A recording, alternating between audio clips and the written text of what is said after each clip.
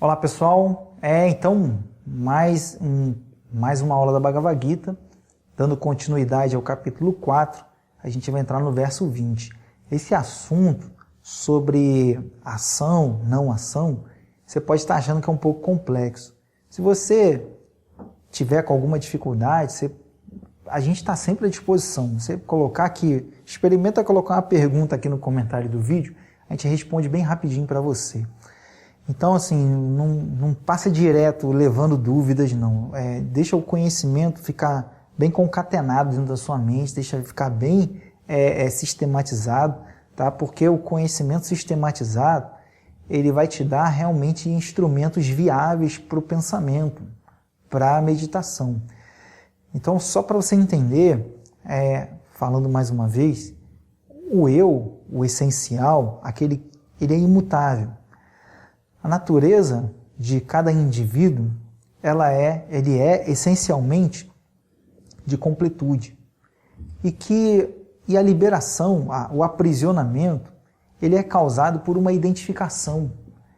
Eu não conheço essa natureza que eu sou essencialmente, eu não reconheço que fundamentalmente eu sou aquele que está além do tempo. Eu não consigo conhecer isso. Por que eu não consigo? Porque todos os meus sentidos, eles são voltados para fora.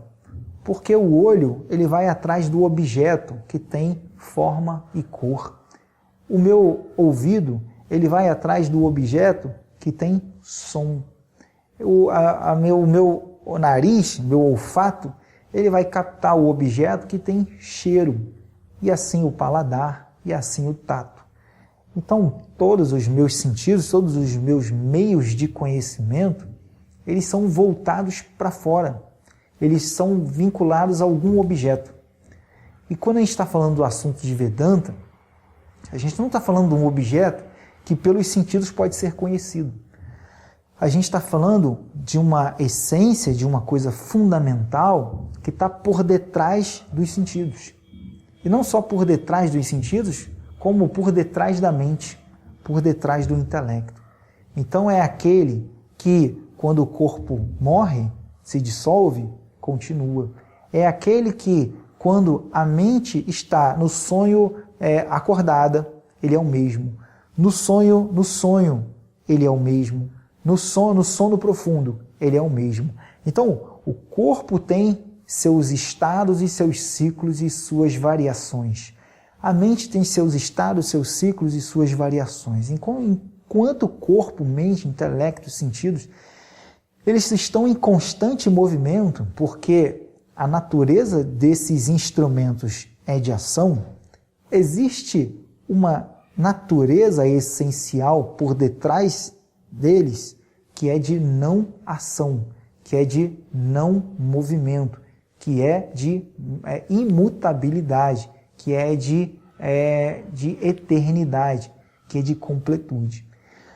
Se eu já sou esse que é completo, que problema tenho eu então? Essencialmente você, como Atman, nenhum problema.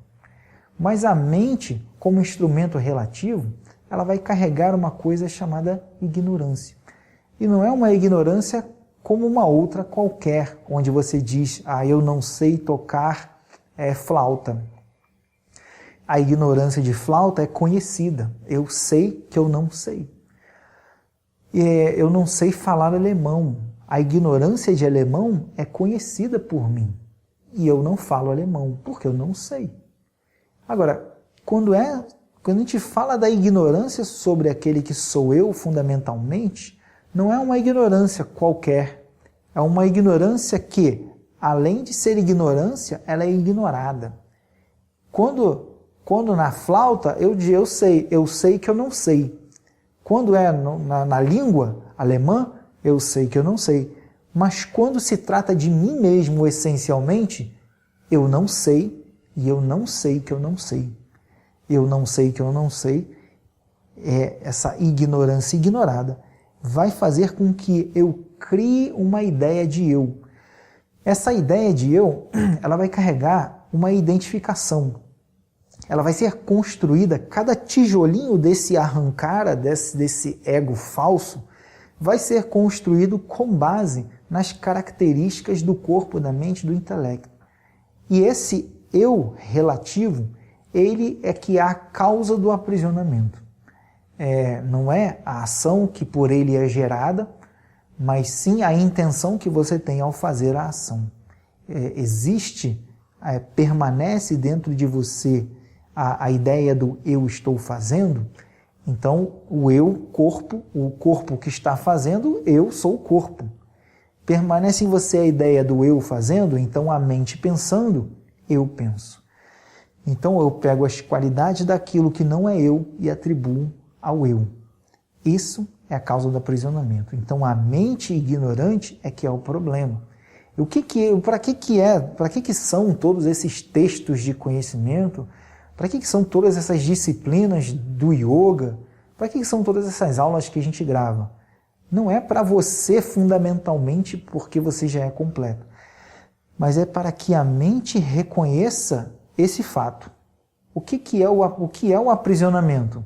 É a ignorância ignorada sobre mim mesmo. O que é a liberação? É o reconhecimento da minha natureza. É o reconhecimento daquele que já é livre.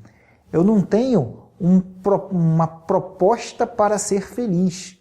Eu já sou feliz. O meu propósito é viver. É só viver. Eu não faço nada em nome de uma outra coisa. Eu faço as coisas porque por mim tem que ser feitas. Porque é uma oportunidade de fazer, uma oportunidade de contemplar, de apreciar a realidade. É uma oportunidade de fazer com que o conhecimento, antes somente no conceito e no intelecto, se torne vivo e percebido pelas ações. Então, num momento onde eu me identifico com o corpo, a ação é um instrumento de aprisionamento. Num outro momento, onde eu me vejo a partir do eu fundamental, a ação é um instrumento é uma expressão do meu conhecimento. Num é o aprisionamento pela ignorância, a mesma ação. No outro, é a expressão do conhecimento. É o fortalecimento da minha percepção, é a expansão da minha percepção da realidade, pela ação. Qual ação é essa? Qualquer ação que você faça dentro daquilo que é adequado. Então, como Arjuna estava pensando, e vai continuar pensando até o capítulo 18, né, e no 5 ele vai fazer a mesma pergunta, a ação não é antagônica à autorrealização. A ação, a vida, o viver, ele não é oposto ao autoconhecimento. Pelo contrário, para você se autoconhecer, você precisa viver, você precisa agir, você precisa se relacionar. De outra forma, como Arjuna estava pensando, era só ir para um ashrama isolado no meio da floresta, no meio da montanha lá, fica lá, pronto, já sou liberado. Mas não é tão simples assim. Não é um estilo de vida que vai te conduzir à liberação, mas é uma capacitação mental que você tem ao executar as ações, buscar essa capacitação mental. E quando você faz o dever, quando você cumpre com as suas obrigações, quando você realmente vai ali viver, se relacionar, você tem a oportunidade de fazer dos relacionamentos um espelho virado para você. Então você vai se conhecer de verdade quando você se relaciona, quando você age, quando você trabalha. Em nenhum momento a ação se torna oposta à autorrealização. Pelo contrário. Então, Krishna está falando da natureza da ação. O sábio é aquele que não vê no objeto, não tem nos objetos uma proposta de felicidade. É aquele que já é feliz pelo reconhecimento da sua própria natureza. Nota bem, liberação não é sair de um estado e ir para o outro, essencialmente falando. Liberação é, eu reconheço que já sou livre. Esse é o grande pulo do gato em Vedanta. Ao invés de você achar, se você acha que a alma evolui e tal, isso continua sendo uma identificação com a matéria, porque a única coisa que evolui ou involui é matéria.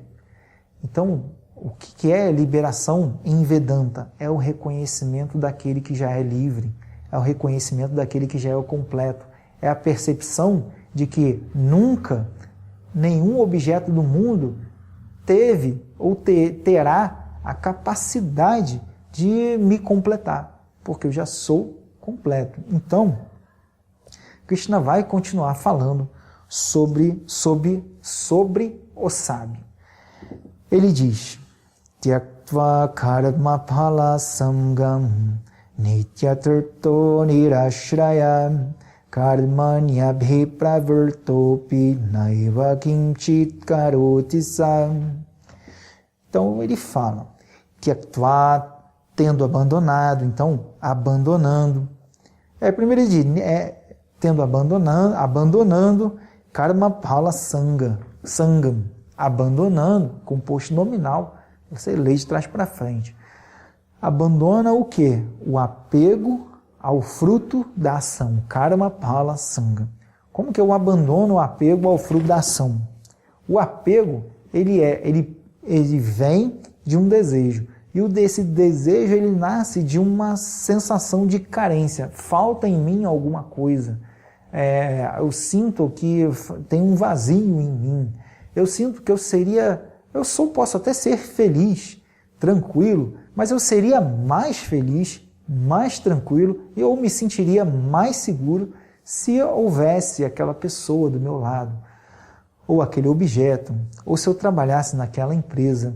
Então, à medida em que você medita sobre o que falta em você e a relação da sua falta com o objeto, como se o objeto fosse uma solução para isso, cria em você um apego, uma necessidade de ter o objeto.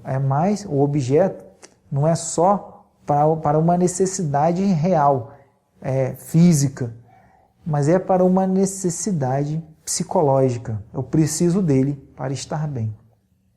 Quando esse sábio ele reconhece a sua própria natureza, que é, como já descrita e já falado aqui, completude, de eternidade, de imutabilidade, automaticamente, como Yamaraja disse para Natiketas, na Katha Upanishads, ele fala, o sábio, reconhecendo a sua natureza constante, aqui nunca desejará objetos inconstantes. Então, da mesma forma, reconhecendo a sua natureza real, você vai olhar para o mundo não com desprezo, não com desdém, mas você vai olhar com objetividade. O objeto, se ele vem para mim, é porque tem que ser meu. Agora, eu deixo ele vir quando ele vem.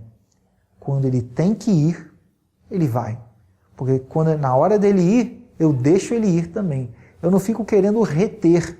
Porque o problema a gente experimenta as coisas boas da vida. E a gente fala, eu gostei, eu quero repetir. E a gente, ao invés de ser grato pelo que passou, pelo que experimentou, a gente fica ansioso para repetir, porque eu quero reter. Como eu faço para ter isso sempre? Então, você não consegue aproveitar a vida de uma forma melhor quando você quer reter as coisas, simplesmente porque elas são agradáveis. Essa retenção, a necessidade de retenção das coisas é que começa a distorcer e faz o objeto ser e faz dos elementos serem objetos de vício. Esse é um grande problema. Então o sábio, essa pessoa que está sendo descrita por Krishna aqui, ele é aquele que abandonou, que está abandonando, que abandonou o apego ao resultado da ação, o apego ao fruto da ação. Nota bem, ele não abandonou a ação, ele não abandonou o fruto da ação, ele abandonou o apego, ele abandonou a ideia de que o fruto da ação simboliza a felicidade, simboliza a completude. É muito importante isso. Não se abandona a ação é inevitável. Não se abandona o fruto da ação, porque ele é próprio, ele é seu. Aquele resultado daquela ação pertence a você. Não se abandona ele, mas se abandona a ideia de que pela ação ou pelo fruto, eu me torno completo, mais feliz. Essa é a ideia. Aí, tyaktva karma palasamgam nitya tarpto. Então, nitya tarpta.